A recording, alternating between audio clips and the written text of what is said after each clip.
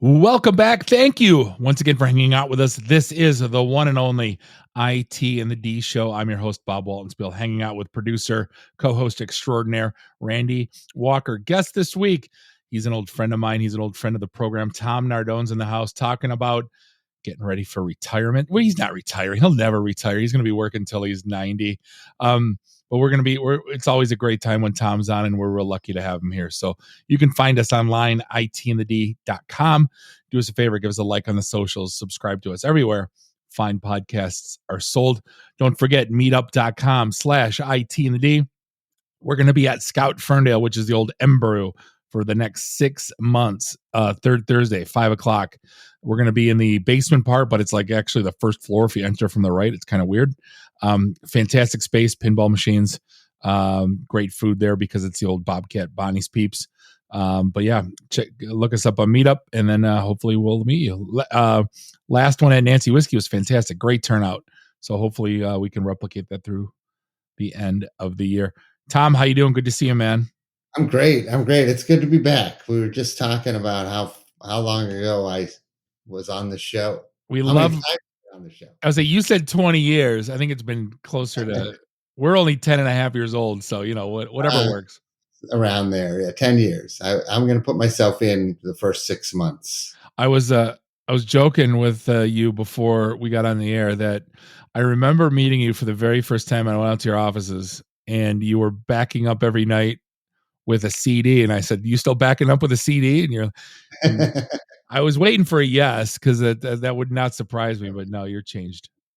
I actually just in the spring, I finally got rid of all our zip drives. They were in a closet. I was just going through this closet. I had kept all of the sort of iconic technology. I didn't keep everything. I'm not a pack rat, but I kept sort of all of the things that I found were iconic. And I don't know if your listeners even know what a zip drive is, but it was a hard drive with basically a removable platen, essentially. And they, at the time, hard drives were 50 gigabytes, and these things were 20. So you could just didn't have to buy a new drive. You could just stick a new disk in it. You didn't see what's on it, did you? No, I had no way. I mean, this was pre-USB, so I couldn't, But I tell you, I had this, I made some money. I had a 20th anniversary Macintosh, Ooh. which you can Google this if you have no idea what I'm talking about. But on the 20th anniversary of Apple Computer, they brought out this super deluxe. It was supposed to be the computer for rich people. And it was, retail price was $10,000 in 1997. $10,000. I don't remember this at all. They came to your house and they installed it, and they product placed it in the Batman movie or something. I think Seinfeld had one on set too for one of Jerry's apartment. Yeah. And it was a major flop. And then they put them on clearance for $2,000, which was the same price as any other Mac. And a buddy of mine at Ford was like, well, this one I worked at Ford, was like, dude, 20th anniversary Macintoshes are on sale for $2,000. And I had $2,000 and I was in the market for a new computer. So I bought one, and it was a great computer. You could watch TV on it. So in a small window, I could watch TV while I built my first company. So I would just sit there watching TV, and had a Bose sound system and wow. CD drive. Anyway, when I was done with this thing, and I used it for 5 years, I had kept all the packaging and everything like that. And I put it back in the packaging and put it in this closet. And I moved it from one location to the next. And then last year, I'm getting close to retirement. So I'm trying to purge all this crap, and I put it on, I took it out, plugged it in, fired it up, and put it on eBay. And I sold it for $2,800. That's insane. But what are you doing with it now? I guess it's just on someone's shelf, right? Look what I got. Yeah, someone with if you had a Apple computer collection, this would be a real big piece. I used to, my Commodore 64 and my 1541 drive and my 300 baud modem, everything was in my parents' basement, and it flooded and destroyed everything. All my dad's old stereos, he was a stereophobe, and he had some couple Grundigs. Yeah, they're just everything's trash. Yeah, that's too bad. So yeah, sometimes, but most of the obsolete technology I kept just ended up in the dumpster, to be honest with you. Right. With Like most still of us. try, So it's getting to be Halloween time. We talked about, like, you made a book called Extreme Pumpkin Carving, got on like Conan O'Brien, a bunch of late night shows. Is that book still selling? I wrote 3 best-selling books. 3. Because I sold the first one was called Extreme Pumpkins, and then it sold so well they hired me to do Extreme Pumpkins 2. And Electric then that Boogaloo? did so well, I did one called Extreme Halloween. But in answer to your question, they're all out of print right now. Okay. But I sold over 500,000 books. That's Like a insane. ridiculous amount of book. I know. Because I'm not a good writer. Well, I think it was all about the pictures. You were like, Just fun. It was silly ideas. I think that sometimes ideas are worth more than the art. You know what I mean? right. Like if you look at good cartoon strips, those people aren't artists. They just have funny ideas. Yeah. Are those clips still on YouTube? I haven't seen those. Yeah, probably. Yeah. Yep. Lots of them. I had a good run. I was famous for 3 days a year every year. Oh yeah, I mean you did. I mean the local news doesn't really count, but it's like when you're on Conan, man, that's kind of like, all right, I kind of did. Who were you? Were you on Fallon too? I was on Conan twice. Okay. The one I've been on the most was Live with Kelly, like Live with Regis and Kelly. Oh, okay.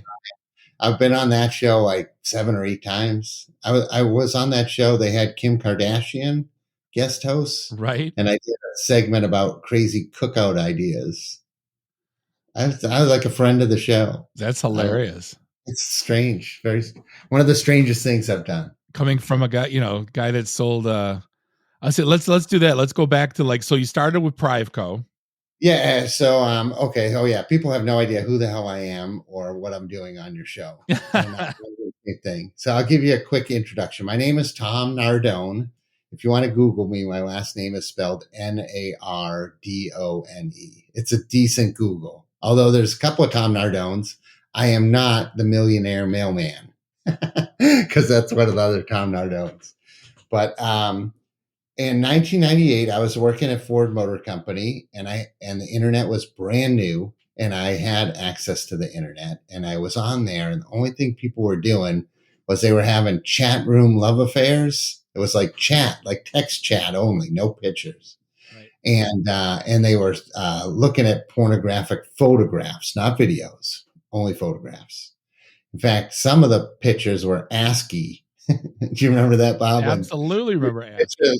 Be a picture made out of letters, but the GIF format and the JPEG format had just come out, so people were starting to post photographs, or they probably had been out for a while, but people were starting to get digital cameras, and Amazon had launched, and people were buying books online. And I had the idea that if people are going to buy things online, the things they do online are all embarrassing things, like having affairs and looking at pornography. So I thought maybe people would buy embarrassing things online. So I started an online company called shopinprivate.com. And you could buy hemorrhoid creams and Depend undergarments and personal lubricant and all sorts of crazy stuff. You were the OG, though. This is before Amazon. This is before Walmart was shipping to home. Yeah, Amazon existed, but they only sold books. Right. Jeff Bezos's idea was he's a genius. Even from the jump, that guy's when it was just him, it was a genius because his idea was, I'm going to sell something on the internet. What can I sell? What has the best database? And he looked into what has the best database and distribution. And he looked at books, and you could order books one at a time through book distributors. You ordered them with their ISBN number, which was the international whatever. And the book distributors had a complete title, description, size, number of pages, and like a 200-word description of each book was in this database. So when I started my company, Amazon didn't even have cover photos of the books. It was just a text description. So when Amazon started, they launched with probably 100,000 books instantly. And then when you ordered them, they didn't have a warehouse back then. They told the book distributor, hey, mail this person this book. And books had their own postal. They still actually, Media Mail has its own postal rate. Right. It's really inexpensive to ship books. So it's a genius idea. The guy's a genius. I can understand how he became one of the richest guys in the world. Tom, yesterday, Randy and I are at the new studio down the Detroit Shipping Company, hashtag cheap plug. And we picked out end tables because we got the microphones and the arms and all that. I think Randy, we were there at 2:00. Yeah. And by 6:00 they were on my porch. Same day. Because I ordered whatever, $65, you get free shipping, Yep. So anyway, I launched this business out of my spare bedroom with my Macintosh computer that I'm watching TV on. And then it does pretty well. I get written up in like the Wall Street Journal and a couple other things. So I leave my job at Ford, which I really enjoyed. I had a professional job. I wrote business plans for Ford. Sure. And I left my job and then I started running this company. And then we got some heat from competitors. A company called drugstore.com launched and they raised like $300 million and they were just losing it. Like it was like $75 worth of free stuff if you just sign up, place one order, buy anything, and you get $75 worth of free stuff. And I'm over here trying to make a nickel, and they're giving away $75 an order. So we pivoted into more adult products. So I started selling bachelorette party supplies. And I'm still the largest retailer of bachelorette party supplies in the world, I guess. I own and run bachelorette.com. And that does pretty well. So if you know someone having a bachelorette party, buy it from your local guy, Tom, at bachelorette.com. So there's a rumor that your business is cut in half on vibrators.com because Diddy's in jail. Is that true? Can you car out? And then eventually I'm selling bachelorette party merchandise and it's going pretty well. And the distribution is very similar for vibrators. So I bought the vibrators.com name as well. So I run vibrators.com out of Troy, Michigan. Out of a building you drive by 1,000 times and wouldn't even know what's going on. You wouldn't even know. Yeah. So the Diddy thing is funny because there is like this online group of all the adult product sellers, They could be truck stops in Texas or they could be, the finest boutiques in LA or whatever, but they're all in this Facebook group where they chat. And someone said like, all right, which one of you guys got the 1,000 bottle of lube order from Diddy? It's like, it wasn't me. So we're all joking that, who delivered the pallet. Did you see the police photo of that too? It wasn't like little hand-sized bottles. It was like bigger than shampoo bottles of lube. I need to look at the photo of it. I should do a sale this week only, all lube on sale, and post a picture of Diddy. No, that's not really good. What was it? What am I thinking of that he ordered a 5-gallon drum of something? Was it? There was one of the lube companies sells a 55-gallon drum of lube. I think, maybe it was like Mr. Beast or something stupid where they bought it just to like see what the hell it was. Oh yeah. I could see that. That would be a good YouTube video, It does good in Southern California, maybe. Who knows? I went to a trade show once where they had lube wrestling, and it wasn't like it wasn't a commercial. It wasn't commercial lube wrestling. Like it wasn't like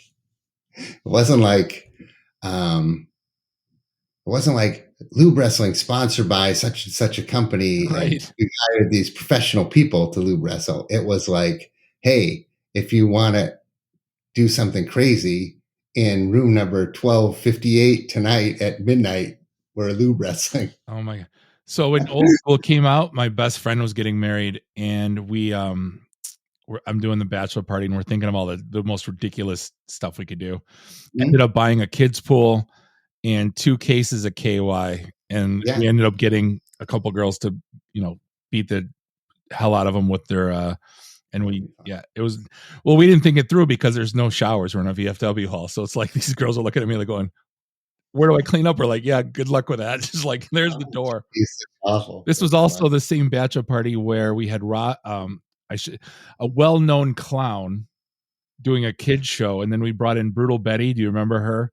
She was back when space and Pontiac was a thing.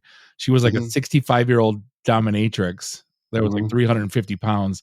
We hired her to beat up the clown. It was 5-star. I digress. So you go from selling basically enema kits and douches, then you get into basically bachelorette parties and dildos. Pinatas. Then you get into bulletproof vests, and now you're selling toilets. It's like I think you come full circle. Yeah. So I was in, I think it's a long period. I've been in business 26 years, Right. So I was in like just the sort of embarrassing products business for a solid, 12, 13 years. And we weren't going anywhere. We were doing okay, but we weren't growing. Amazon.com had taken over. They sell all the sex toys now, And so that was hurting us. So then I went back to my background as an engineer and I started a bulletproof vest company. And that did really well. We saved a lot of lives and sold a lot of vests. And we had a unique spot in the marketplace. The company was called Bullet Safe. And we were the value leader in bulletproof vests. If I remember correctly, they were like $300. $299. Yeah. And the average vest bought by police departments in the U.S. was $850, and we were $299 for the same protection. So the company that bought you, do they keep the price or they bump it up a bit? Yeah, they did for a long time. I think they're at $349, but they've made some big improvements. Yeah, it's still reasonable. They still make a great product. If you're in the market for a bulletproof vest, Bullet Safe is the brand to get. So you gotta level with me now that it's all long gone. Did the baseball cap work? What's that? Did the baseball cap work? Yeah, baseball cap worked. Yeah, you'd have one hell of a headache, but that was a good product. Like, what was it rated? What was it rated at? What? That was rated level 2, so that's just like a 45. Not anything high. Top of 45. Yeah. Gee, I mean, you're going to get a wicked concussion. Wicked, probably a fractured skull as well. Yeah, but you won't get the when you get hit with something that's supersonic, like a bullet. The shock wave tears all the tissue. So like when you're shot with a 1/2-inch bullet, it doesn't leave a 1/2-inch hole in your body. It leaves this gigantic, impulse created disturbance, there's a big hole there. And that's from the shock wave. It's not from the actual bullet itself. So with that bulletproof cap, it stops the bullet. So the energy is still there and it ends up somewhere, but the shock wave isn't there. So it's good product. It just like as a layman, it looked ridiculous. Oh yeah. But it was good. It was, but when you put on the way its place in the marketplace, I'll give you some background. So when I was with Bullet Safe, when I was running Bullet Safe, we created a bulletproof baseball cap. And what it was a normal looking baseball cap with a panel in the front third of the cap to cover your forehead. It didn't cover your whole head. It wasn't like a big helmet or anything like that. But it was we didn't sell tons and tons of them, Bob, maybe like 1,000 of them. Okay. But it was popular with like bail bondsmen, process servers, those kind of guys, and police officers that have to go knock on doors.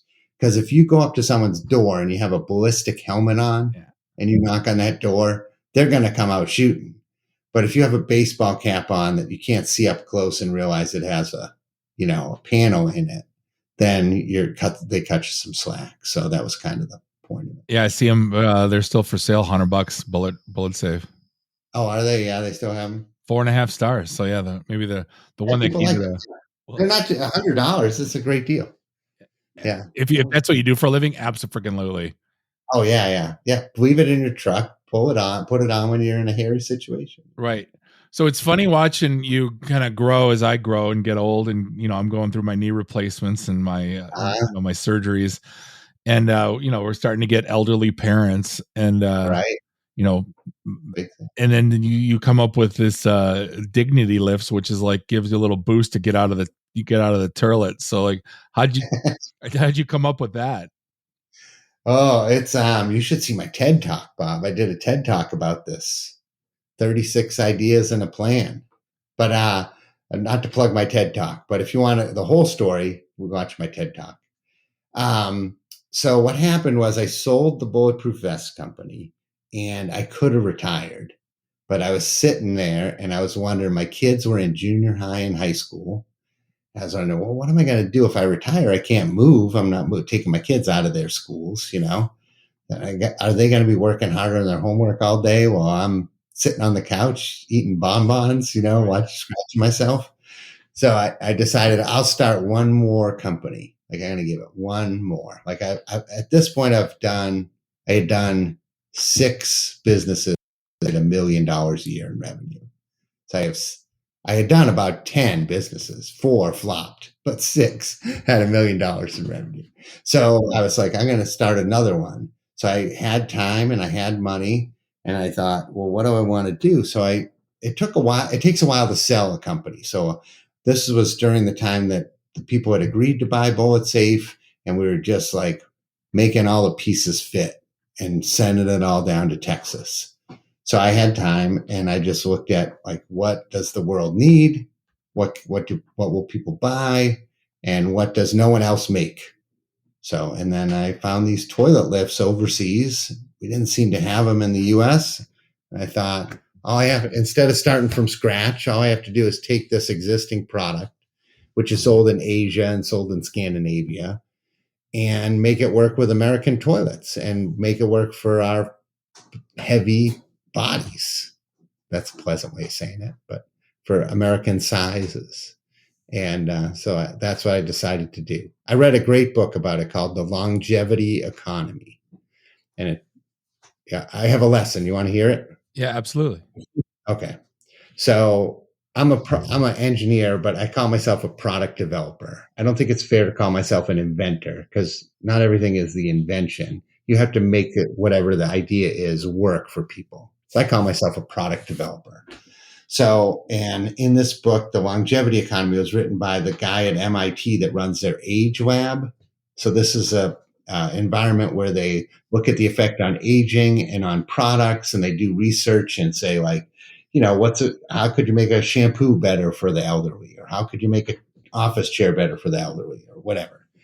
Anyway, part of the book was mentioning that this guy, who was old himself, was thinking there's a ton of money out there if you do product development for the elderly, because product developers usually develop products for themselves. Engineers love to make new mountain biking products and new pickup truck attachments and all this other stuff. But when you get away from things engineers like to do, they don't develop those things. Like, there aren't many people out there working on, like, an easier to use sewing machine, for example. Sure. Right? Engineers don't really sew. And we always generally work on things for ourselves. So as we get older and older, and the needs of like 70 and 80-year-olds, 70 and 80-year-olds have unique needs, but 70 and 80-year-olds don't develop products. Like, if you were a great product developer, by the time you're 70, you're long retired. Sure. Right? Good at it. You made money at it. So, and you're done. So all of these problems, like if you look at like walkers, walkers to get around, old people used to get around, those things, some of them designs haven't changed in 40 years. Horrible. And yeah, they're ugly. They're not anything anyone wants. And the old people don't even like them. But if you're a product designer that designs nifty looking stuff, do you want to work on walkers? No, people don't even think about it. It's like an afterthought to them. But the reality is that a lot of old people are on a fixed income, and a lot of them are, on a tight budget, but a lot of them aren't. There are some out there that have tons of liquid capital, and they're willing to spend it on, leading an easier life. So that's why I said, okay, we got to find something for older people. Like, what is it going to be? So, and then we found out about, there's chair lifts and there's toilet seats. And so we were like, well, how about these toilet lifts that they have in other countries? Why don't we have them in the States? So that's what I did. And it's going well. I like the business, and it's nice. I was going to say, during when I had my knee surgery, I could have used it for a couple of weeks. I'm not going to lie. I looked up your website. Right. I remember looking. People ask if we rent them all the time. It's like, no, because I don't want to clean your toilet seat when you're done with it. I wonder, yeah, because the companies that sell, like, I'm trying to think of the like distributors, because I remember we had to outfit like my dad's bathroom with all the Sure. handles and Yeah. all that. He was like a Benson's or someone like Yeah, that. yeah. Let them rent it, sell Yeah. them 100. Yeah, since I started the toilet lift business, I've had a couple of ideas in the space, like, because you start to meet these people 70, 80 years old, they tell you all the things they need. But one thing, here's an idea for you. Like, if you ever go into, like, there's 3 levels of care. There's skilled nursing, which is what you and I would call a nursing home. Then there's assisted living, which is like somewhat like a nursing home, but the people have more independence. They usually have their own room, they have their own bathroom, they can eat when they want. And then there's independent living, which is like living on a cruise ship. The Village. They have like, yeah, or the villages are houses, but these are like Fox Run. Have you heard of Fox Run? It's like in Novi, big place. It's basically like a dormitory where they have their own apartments, and there's meals made 3 meals a day downstairs that are like restaurant quality meals. And they have a movie theater, and they have dancing and gambling and whatever. And they have a bar.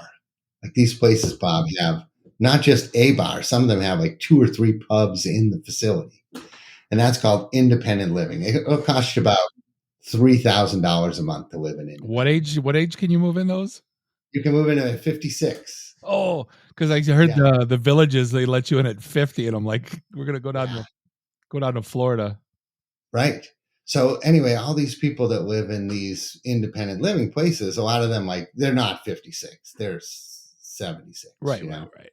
But a lot of them, they've given up their car because they don't need it. The place will give you my mom lives in one now, give you a shuttle bus to the store and all these. They do outings. There's a bigger one. Some of these places, my mom's looks like a ski lodge. It's so big. Huh.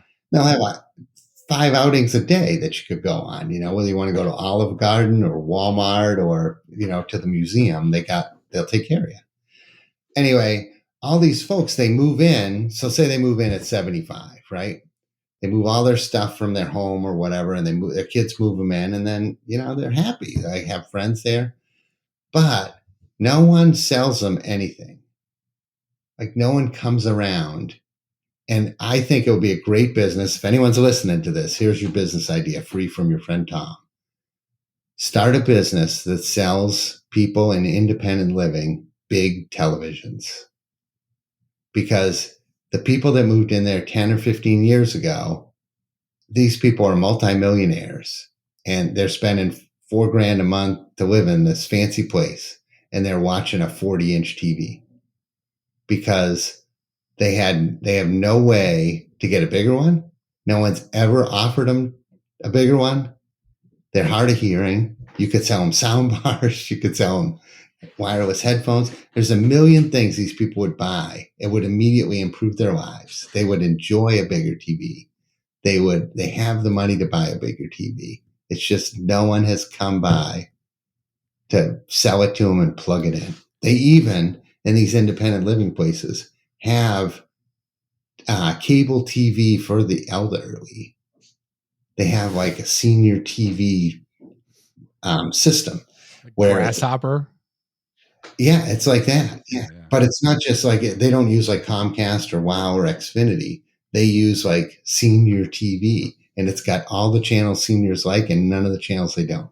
So it's Me TV, which is the Matlock channel. I'm trying to think of all the channels my mom watches, which is pretty much Westerns. I don't know why she watches Fox News, of course, right? The Weather Channel. Even though they don't leave the building, they watch the Weather Channel. Right. The Farm Channel. Yeah, right. I haven't worked on a farm in 50 years, but got to know the latest in crop forecasting this year. Yeah. So that's like, once you get into this environment, it's all these needs that are unmet. I think it's the I'm really like, it's hard. When my father passed away, he knew all the electronics. He was a big techie. Yeah. Now my mom's left going, I never learned how to do anything. Right. So now it's like, all right, I'm like walking her through, like, all right, now, type into the URL bar. And she's like, what? Like the little, And then she goes and she, instead of buying like the I've fallen and can't get up, she falls. So she buys a iWatch and an iPhone.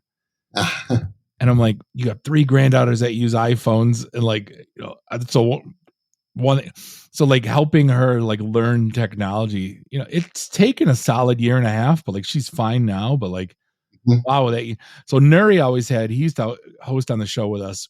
He used to, what was a Randy? Do you remember the name of it? It's like let us teach them or something, which is like helping old people with technology and security. So my mom gets hell bent out of shape when you get like an Indian caller or gets a pop up that says you have to call. She gets all bent out of shape, and I'm like, "Ma, it's just a scam. Let it go." And they can't. I don't know what it is. They can't let it go. Right. They're lonely. They have no one to talk to, and the phone rings. And my dad talked to a guy for 2 hours once and sent him $300. We had to cancel everything. We're like, Dad, why are you talking? Like, and I don't know if he was just bored or if he wanted to, like, the guy actually freaking got him. And I'm like, our executive reasoning declines. It's not, there's no logical explanation for it. Our brains stop reasoning properly. We just lose the ability to make good decisions. Your dad just made a bad decision. It's not that the guy was a great scam artist or anything like that. It's just the part of the brain that tells you don't send this guy $300 wasn't working that day. And so that's why, you know, like some of these people, like when you go into like these facilities, you can give up your power of attorney to your kids or to the facility or anybody. And you can then, so then when they call you, say, "Oh, I'm sorry, I don't spend money." You know, so, right. You know, can you imagine the freedom that provides? I think the peace that my godparents, my mom, and like all the people from the German club that are all like around that age would have if they didn't have a house phone. Because that son of a bit, they've had the same number since the 60s. Crazy. And it rings 25 times a day at minimum of bullshit numbers. My dad will call us all on Facebook Messenger, like we have a family chat. We'll all be on there, all his kids on there, and his home phone will ring, and he'll pick it up. It's like you're interrupting a conversation with 4 people to talk to some guy that's trying to sell you an extended warranty on a car you don't even own. Yeah, exactly. But he can't help but do it. The phone rings. No. Tom, I love that you're repping the Mower gang still. Oh, yeah. We used to shit all over that. Not on you guys, but the fact that the city of Detroit used to need white guys from the suburbs to come in and mow their grass. Yeah. Talk to me about like how you guys started that. And I mean, that got big for a minute. You guys got sponsored, I remember. Still good. Yeah, it still goes. Does it really? Wednesday, yeah. We were out last week and we'll be out next week. Next week will be our last mow of the year. There isn't as much need for us anymore. The grass, like we don't get there and the grass isn't like shoulder high. So the Detroit Mower Gang is a volunteer group. It's just a volunteer activity I started where we mow abandoned playgrounds in the city of Detroit. And we've been doing it for 14 years.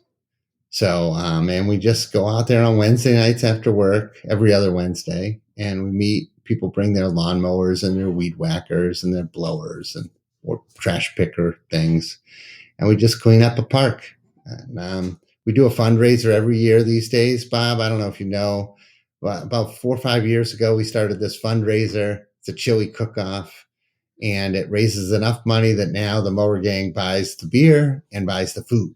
Wow. And if you break your equipment doing Mower Gang stuff, we pay for the parts to fix it.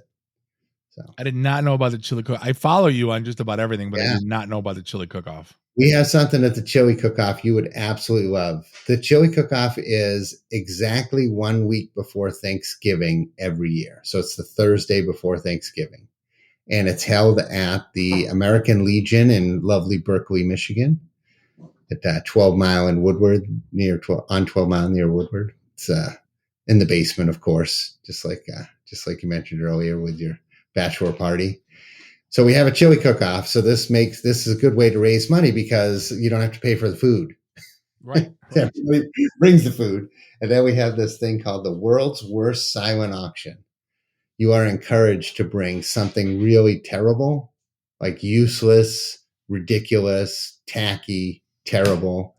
And we lay all of that stuff out on the table, and we have like little silent auction sheets, and whatever is donated is leaving that night. And people bring some great stuff. One person's junk is another person's treasure is never more clear than the Mower Gang world's worst silent auction. At a work white elephant, I did get it had to have been 10 pounds salt lick for deer for like out in the field. That's a good one. Thanks. Yeah, that's a good one. But a half used one would be even better. Tom, you know what's great? I go on, I see on Instagram Detroit Mower Gang, and I follow you because I don't know why I never followed you before. The first suggested for you is Miss Nina Hartley, which I'm like, how apropos. Oh yeah, I know Nina. Yeah, I haven't seen her in years. For anyone under 40, she was a porn star back when it actually meant something, or when you knew there was like 6 of them and you knew everybody. Mm-hmm. She was like the queen of, yeah. I believe she was in Boogie Nights. She was a nurse. Yeah, she was a nurse as well. Like she was the one that had a brain on her shoulders. Huh. Yeah. You want to hear some stuff that shows up at the world's worst silent auction? All day. Last year, someone brought a coffin. Like a legit coffin? Legit. It was oak. It was brutal to get it up and down the stairs of the VFW or the American Legion. And then what else do people bring? What did I would say? What did that go for? I want to say like $70. What did they? Which you would think, made a Halloween display out of it or something. The guy who bought it had in the parking lot a Lincoln Town Car, and he had us put it on the roof, and he tied it to the roof with some rope. There's a guy, a regular at my corner bar that drives a hearse. I should have. That would have been fantastic for him. Yeah.